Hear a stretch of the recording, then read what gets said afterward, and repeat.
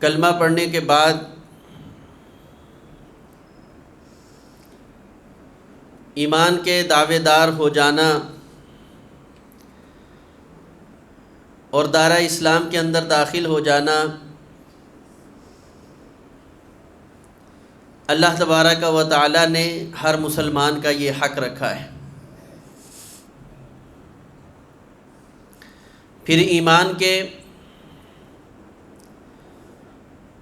مختلف مراتب اور درجے اللہ تبارک و تعالی نے رکھے ہیں۔ بعض اوقات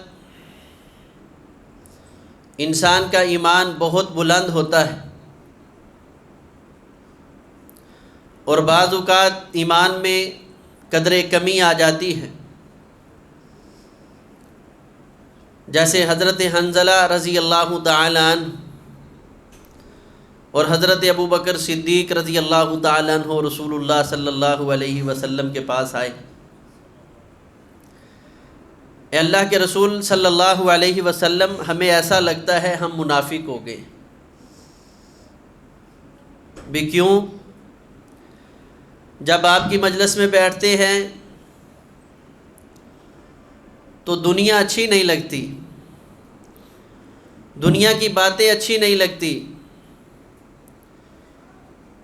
دنیا کی طرف جھانکنا اچھا نہیں لگتا۔ تب ایک ہی طمع، ایک ہی لالچ ہے، آخرت بن جائے، سنور جائے، آخرت کی تیاری ہو جائے۔ پھر آپ سے اٹھ کے جاتے ہیں، گھروں میں بچوں کے ساتھ، بیویوں کے ساتھ جب گل مل جاتے ہیں تو ہمارے ایمان کا لیول بہت کم ہو جاتا ہے۔ پھر دنیا کی محبت ہمارے دلوں میں گھر کر جاتی ہے، تو یہ تو منافقت ہوئی۔ رسول اللہ صلی اللہ علیہ وسلم نے فرمایا ایمان اسی طرح ہے، کبھی اس طرح ہوتا ہے اور کبھی اس طرح ہوتا ہے، یعنی کبھی کم ہو جاتا ہے اور کبھی بہت بڑھ جاتا ہے۔ اور اگر تمہارے ایمان کا لیول ہمیشہ یہ رہے، اپ رہے، بلند رہے، تو فرمایا میں اللہ کا نبی اس بات کی گواہی دیتا ہوں، گارنٹی دیتا ہوں کہ آسمان سے فرشتے نازل ہوں اور تمہارے ساتھ مصافحہ کریں، ہاتھ ملانے میں اپنا اعزاز محسوس کریں۔ یعنی ایمان کے بے شمار درجات ہیں، ایمان بڑھتا ہے، کم ہوتا ہے، کیفیات بدلتی ہیں۔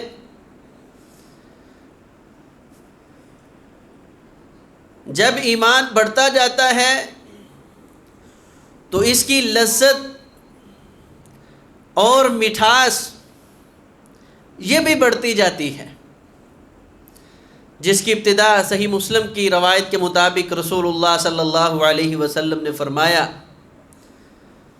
ذاق طعم الایمان من رضی باللہ ربا،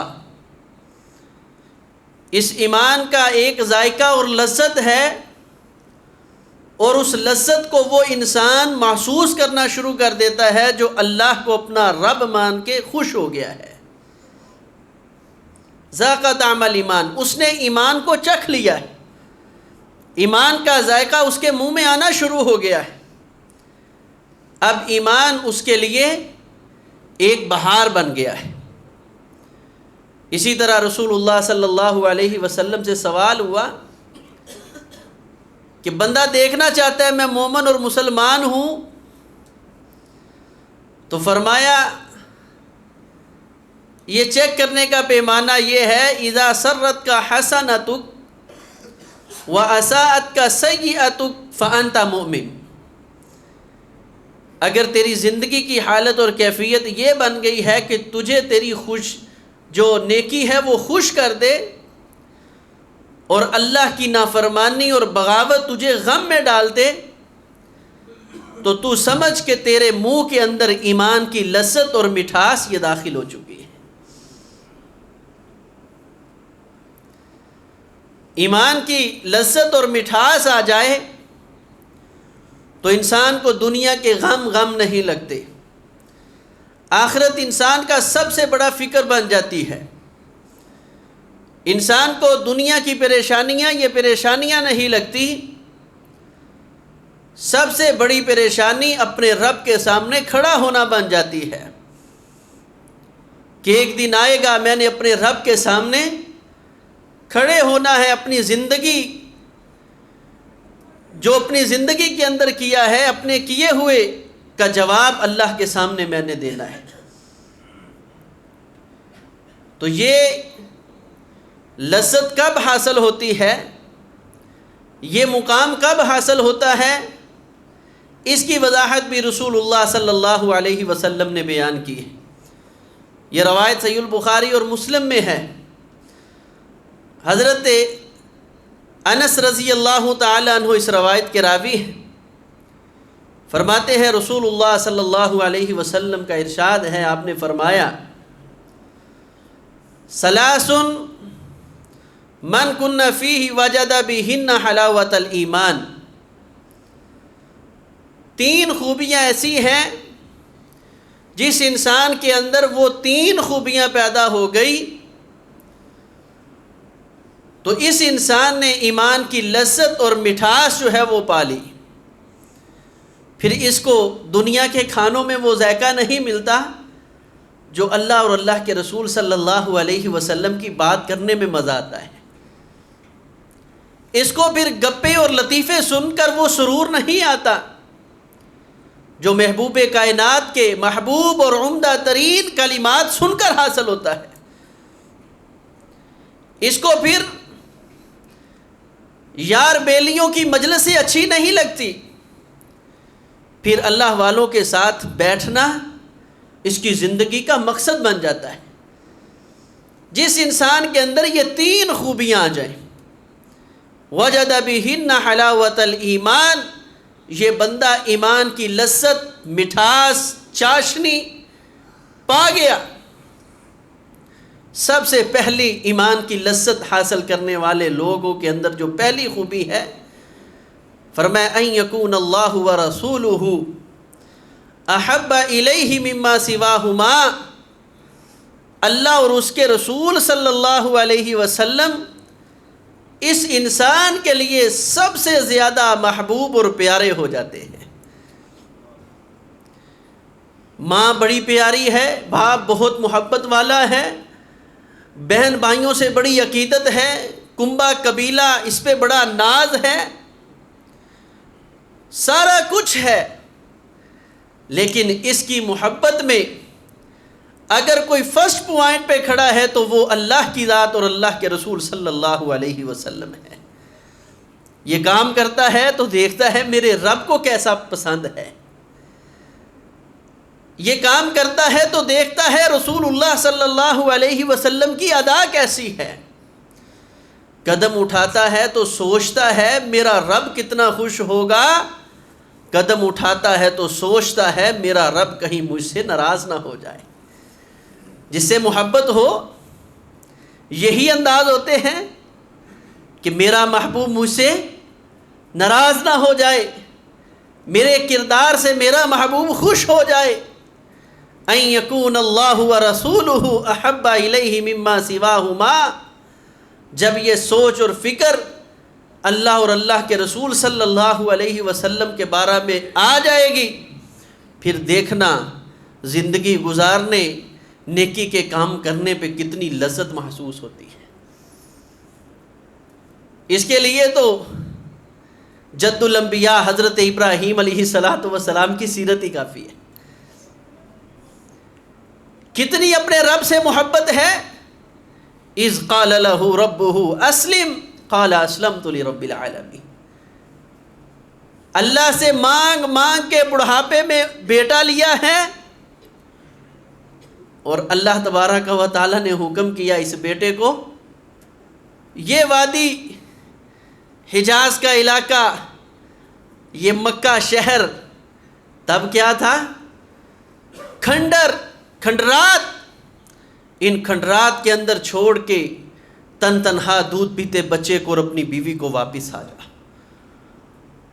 ایک طرف بیٹے کی محبت ہے، بیوی کی محبت ہے، تڑپ تڑپ کے رب سے اولاد لی، دل کا سرور، آنکھوں کا نور ہے، ادھر اپنے رب کا حکم آیا تو اسلمت لرب العالمین، اے اللہ اگر بیٹے کی جدائی میں تو خوش ہے تو ابراہیم بھی اسی طرح ہی خوش ہے۔ ان یکون اللہ ورسولہ احب الیہ مما سواہما، اللہ اور اس کے رسول کے سوا کوئی بھی چیز ہے ہمیں اس کی کوئی پرواہ نہیں، اپنے رب کی محبت، رسول اللہ صلی اللہ علیہ وسلم کی محبت عزیز ہے۔ اچھا یہاں تو امید ہوگی اور تھی بھی کہ 3 مہینے 4 مہینے بعد آ کر ملاقات کر لوں گا۔ اچھا ابراہیم جب اب چکر لگے تو پھر اور ایک پیغام ہے، انی ارا فی المنام انی اذبحوک فانظر ماذا تری، مانگ مانگ کے تڑپ تڑپ کے اپنے رب سے لیا ہے، یہ لخت جگر ہے، نور نظر ہے، لیکن اللہ کا حکم آ گیا اب اس بیٹے کو اپنے ہی ہاتھوں سے ذبح کرنا ہے۔ کتنی بڑی یہ آزمائش ہے، بیٹا چھوڑنا ہی بڑی آزمائش تھی، بیٹے کا دنیا سے چلے جانا بڑی آزمائش تھی، اور جس کو تڑپ تڑپ کے لیا ہے اس کو اپنے ہاتھوں سے ذبح کرنا یہ کتنی بڑی آزمائش تھی۔ میرا رب مجھے آپ کو سمجھانا چاہتا ہے کہ اللہ کے نام پہ، اللہ کے ساتھ محبت پہ جان نثاری کا جذبہ ہو انسان کے اندر، پھر انسان دنیا کے زاویے نہیں دیکھتا، اپنی محبت پانے کے لیے سارا کچھ قربان کرنے کے لیے تیار ہو جاتا ہے۔ ابراہیم علیہ السلام کو دیکھ لے، اسی طرح عمر بن خطاب رضی اللہ تعالیٰ عنہ نبی علیہ السلام کے ساتھ چلتے جا رہے باتیں ہو رہی، فرمانے لگے اللہ کے رسول آپ سے بڑی محبت ہے، آپ سے بڑا پیار ہے، بڑی عقیدت ہے۔ جب ایسے اظہار فرما رہے نبی علیہ السلام بھی ساتھ میں ہاں ہاں ملا رہے، اچھا مال سے بڑھ کر، دولت سے بڑھ کر، اولاد سے بڑھ کر، کنبے قبیلے خاندان، جی یا رسول اللہ، فرمایا اپنی جان سے بڑھ کر بھی میں تجھے عزیز ہوں۔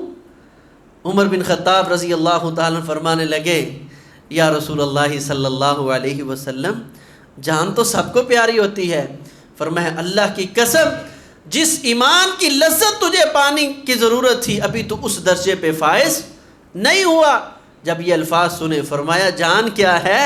اللہ کے رسول آپ مجھے میری جان سے بھی زیادہ پیارے اور محبوب ہیں۔ فرمایا اب عمر اب اس درجے پہ فائد ہوئے ہیں جہاں ایمان لانے کا مزہ آتا ہے، کہتے ہیں نا چس آ گئی۔ ایمان لانے کا مزہ تب آتا ہے جب انسان کو اس دنیا کی ہر چیز ہیچ اور نیچ لگ رہی ہو اللہ اور اس کے رسول صلی اللہ علیہ وسلم کی تعلیمات کے سامنے، تو یہ سب سے بڑھ کر پھر انسان جان دیتے ہوئے بھی فخر محسوس کرتا ہے۔ حضرت خبیب بن عدی رضی اللہ تعالیٰ عنہ اس دنیا سے جا رہے، دشمنوں نے پکڑ لیا، قتل کرنے کے لیے لے کر جا رہے ہیں، تو کیا کہہ رہے تھے؟ لست ابالی حین اقتل مسلما، مجھے کوئی پرواہ نہیں ہے، تلوار سامنے ہے، تیر سامنے ہے، نیزے سامنے ہے، ابھی سولی پہ لٹکایا جائے گا، ہر کوئی اپنی غیظ و غضب کا اظہار کرے گا، تیر تلوار نیزے مارے جائیں گے، لیکن زبان سے جاری کیا ہے لست ابالی حین اقتل مسلما، مجھے کوئی پرواہ ہی نہیں ہے کیونکہ میں اسلام کی حالت میں اس دنیا سے جا رہا، میں جس جوڑ پہ بھی گر جاؤں، دائیں کروٹ بائیں کروٹ، مجھے کوئی فکر نہیں ہے۔ کیوں؟ کیونکہ یہ سارا کچھ مجھے ذات الہ اپنے رب سے محبت کرنے کی وجہ سے جھیلنا پڑ رہا ہے، اور اس کو جھیلنے کیوں میں تیار ہوں۔ اللہ اور اس کے رسول کی محبت یہ انسان کے دل کے اندر گھر کر جائے، اور پھر ہر محبت کے کچھ انداز ہوتے ہیں۔ اللہ کے ساتھ، اللہ کے رسول صلی اللہ علیہ وسلم کے ساتھ محبت کے انداز کیا ہے؟ سب سے پہلے جس کے ساتھ محبت ہو انسان اس کا ذکر کبھی نہیں چھوڑتا۔ کیوں جی؟ وہ بے شک لیلا مجنو کی کہانی دیکھ لیں، دنیا کی سچی جھوٹی کہانیاں، یا وہ آپ رسول اللہ صلی اللہ علیہ وسلم جیسی بے مثال محبت دیکھ لیں۔ نبی علیہ الصلاۃ والسلام اللہ کا کتنا ذکر کرتے ہیں۔ علی المرتضیٰ رضی اللہ تعالیٰ عنہ فرماتے جنابت کے سوا رسول اللہ صلی اللہ علیہ وسلم کبھی اللہ کے ذکر سے خالی ہم نے نہیں دیکھا۔ اور بیت الخلاء سے نکلنے کی دعا کیا ہے؟ غفرانک۔ اچھا بندہ قضا ہے، اس کا مطلب کیا ہے؟ اللہ میں تجھ سے مغفرت کا سوال کرتا ہوں۔ غفرانک کا مطلب ہے اللہ میں تجھ سے مغفرت کا سوال کرتا ہوں۔ اچھا بندہ قضائے حاجت سے فارغ ہو کے آیا ہے تو بھئی کوئی نعوذ باللہ گناہ کر لیا جو مغفرت کا سوال کر رہا ہے؟ کیوں یہ سوال کیا ہے؟ تو شارحین لکھتے ہیں نبی علیہ الصلاۃ والسلام یہ دعا اس لیے پڑھا کرتے تھے کہ اے اللہ یہ جو چند لمحے میں نے اپنی ضرورت پوری کرنے کے لیے تیرے ذکر کے بغیر گزار دیے ہیں، اس سے بھی میں تیری مغفرت کا سوال کرتا ہوں۔ اور ہمارا پورا دن گزر جائے اپنے رب کو کبھی یاد ہی نہ کیا ہو، اور دعویٰ بڑا محبت کا، فَاذْكُرُونِي أَذْكُرْكُمْ۔ وہ رب تو محبت کا صلہ بڑا پیارا دیتا ہے، فرمایا تم مجھ کو یاد کر میں تجھ کو یاد کروں گا۔ وَإِن ذَكَرَنِي فِي نَفْسِي ذَكَرْتُهُ فِي نَفْسِي۔ اگر یہ بندہ دل ہی دل میں یاد کرتا ہے تو میں رب بھی اپنے نفس ہی نفس میں اس بندے کا ذکر کرتا رہتا ہوں۔ وَإِن ذَكَرَنِي فِي الْمَلَعِ۔ اگر یہ کسی جماعت میں بیٹھ کے کہتا ہے میرا رب میرے پہ بڑے احسانات، میرا خالق مالک، میری غمی خوشی کا مالک، اللہ فرماتے ہیں ذکرتہ فی الملأ الاعلی، میں اعلیٰ ترین فرشتوں کو بلا لیتا ہوں، میں نے بھی اپنے بندے کا ذکر کرنا ہے۔ وہ تو محبت کا صلہ یوں دیتا ہے، میں اور آپ محبت کرنے والے بنے تو جس کے ساتھ محبت ہو اس کا ذکر کثرت کے ساتھ کرتے ہیں۔ تو اللہ کا ذکر اور رسول اللہ صلی اللہ علیہ وسلم کا ذکر کیا ہے؟ کثرت کے ساتھ نبی پاک صلی اللہ علیہ وسلم کی ذات پر درود پڑھیں، اتنا درود پڑھیں کہ اتنی آپ کی زندگی کی سانسیں نہ ہوں جتنا رسول اللہ صلی اللہ علیہ وسلم کی ذات پہ آپ نے درود پڑھا، پھر بھی ہم حق ادا نہیں کر سکتے۔ اور نبی علیہ الصلاۃ والسلام کی ایک حدیث آپ سن لیں، جب یہ حدیث میں نے پڑھی تو میرے رونگٹے کھڑے ہو گئے۔ نبی علیہ الصلاۃ والسلام نے فرمایا کل قیامت کے دن جب بندہ اپنے اعمال کی بنیاد پر اللہ کی رحمت کی وجہ سے جنت میں چلا جائے گا تو اس کو دنیا کے کچھ نہ کچھ نقش جو ہیں وہ بعض اوقات دکھائے جائیں گے۔ یہ تو اپنے ماں باپ کے ساتھ بیٹھا تھا، یہ دوستوں کے ساتھ بیٹھا تھا، فلاں وقت بہن بھائیوں کے ساتھ بیٹھا تھا، فلاں وقت اپنے جو ہے کام کاج کے لوگوں کے ساتھ بیٹھا تھا۔ نبی علیہ الصلاۃ والسلام نے فرمایا اس جنتی آدمی کو جنت میں بعض اوقات وہ مجلسیں دکھائی جائیں گی جن مجلسوں میں یہ بیٹھا رہا آدھا گھنٹہ، 20 منٹ، پونا گھنٹہ، 1 گھنٹہ، خوب جو ہے خوش گپیاں ہوئیں، باتیں ہوئیں، بہت کامیاب ڈیل ہوئی، سارے معاملات ہوئے، لیکن اس مجلس کے اندر اس نے اپنے رب کا ذکر نہیں کیا، نبی پاک صلی اللہ علیہ وسلم کی ذات پہ درود نہیں پڑھا۔ اللہ خالق کائنات کل قیامت کے دن ان جنتیوں کو یہ باعث افسوس بنا کر یہ مجلسیں پیش فرمائیں گے۔ جنتی جنت میں افسوس کب کریں گے؟ حالانکہ جنت میں تو پریشانی نہیں ہے، باعث افسوس وہ مجلسیں بن جائیں گی جب ان کو دکھایا جائے گا تو پھر جنتی کہے گا ہائے میری بدقسمتی کہ میں نے ایک پوری مجلس کی اور اس مجلس میں میں نے اپنے محبوب رب کا ذکر نہیں کیا، محبوب نبی کا ذکر نہیں کیا۔ آج ذرا ہم غور کریں ہماری کتنی مجلسیں ایسی ہوتی ہیں، پوری مجلس جو ہے آج کل تو خصوصی ماحول جو بنا ہوا ہے، ہر بندہ تبصرے اور تجزیے نگار جو ہے نا بن کے ماشاءاللہ بیٹھ گیا ہے، صحافت جو ہے وہ ہر ایک کے سر پہ بول رہی ہے۔ خدا را اپنی مجلسوں کو اپنے محبوب رب کے ذکر سے، رسول اللہ صلی اللہ علیہ وسلم کے ذکر سے پر کر لیں، اور نبی علیہ الصلوۃ والسلام نے کیا فرمایا تھا؟ جو کثرت سے اپنے نبی کو یاد کرنے والا صلی اللہ علیہ وسلم، اللہم صلی علی محمد وعلی آل محمد، یہ کلمات کثرت سے کہنے والا آقا علیہ الصلوۃ والسلام نے حضرت ابی بن کعب سے فرمایا تھا، جب انہوں نے کہا اللہ کے رسول کوئی ضرورت ہوگی، کوئی حاجت ہوگی، میں پھر کچھ نہیں کروں گا، اللہ سے کچھ نہیں مانگوں گا، کبھی یہ نہیں کہوں گا بیمار ہوں مجھے صحت دے دے، میں تنگ دست ہوں مجھے فراوانی دے دے، اللہ ملکی حالات درست نہیں ہے ملکی حالات بہتر کر دے، کچھ نہیں مانگوں گا، اے آقا صرف آپ کی ذات پہ درود پڑھتا جاؤں گا۔ فرمایا اذن تکفا ہمک ویغفر لک ذنبک، اے ابی پھر 2 گارنٹیاں میں اللہ کا نبی بھی تجھے دیتا ہوں، اگر ہر پل تم مجھے یاد رکھے گا، مجھے یاد رکھنے والوں کے پاس کبھی دنیا کا غم نہیں آ سکتا، ذہن میں کبھی غم نہیں ہوگا، اور نامہ اعمال میں کوئی گناہ نہیں ہوگا، میری ذات پہ درود پڑھنے کی وجہ سے میرا رب تیری زندگی کے سارے گناہوں کو معاف کر دے گا۔ تو اللہ کا ذکر کثرت کے ساتھ کریں۔ آج جتنی بھی پریشانی ہے اس میں بہت بہتر حل کیا ہے؟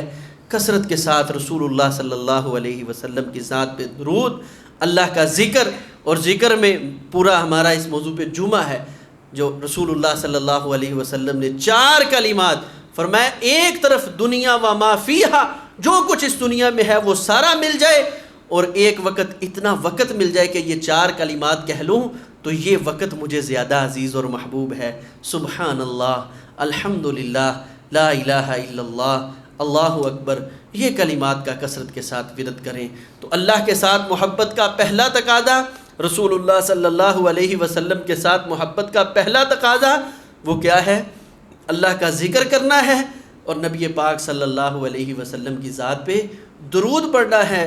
جب میری آپ کی زبانیں ان 2 چیزوں کے ساتھ تر ہو جائیں گی، پھر دیکھنا نماز پڑھنے کا مزہ کتنا آتا ہے، پھر دیکھنا کہ کسی غریب کی مدد کرنے کا مزہ کتنا آتا ہے۔ یہ ہے ایمان کی مٹھاس اور لذت۔ کام نیکی کے کرتے ہیں لیکن ہمیں وہ خوش کرے، ہمیں لذت محسوس ہو، جو ہے نیکی کا کام کر کے ذہنی سکون حاصل ہو، یہ تب ہوگا جب ہم سب سے پہلا کردار اللہ اور اللہ کے رسول صلی اللہ علیہ وسلم کے ساتھ محبت کریں گے۔ انشاءاللہ اسی حدیث کو ہم اگلے خطبہ جمعہ میں اس کی جو تفصیل ہے اس کو ذکر کریں گے۔ اللہ تبارک و تعالیٰ سے دعا ہے اللہ خالق کائنات اس پہلے تقاضے کو ادا کرنے کی توفیق عطا فرمائے۔